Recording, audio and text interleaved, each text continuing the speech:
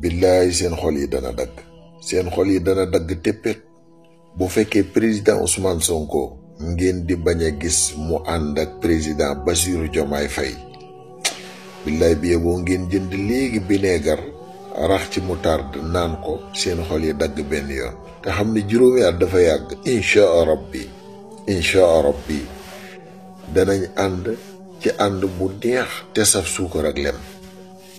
wala lan mooy seen problème man dama yaakaar ne ay fola ndeke yéen mbir yi yeggali ngeen ko ba ci débat télé yi sànq laay seetaan benn débat Walf xaw ma Mamadou Biteye xaw ma muy di xataraayu naan ay Bassirou Diomaye Faye la ñu fal ay xawma man kay dama yaakaar ne xanaa problème bi ñu waroon a laaj dëgg mooy président Bassirou Diomaye Faye dem palais te àndut ak président Ousmane Sonko loolu kay xanaa moo waroon a doon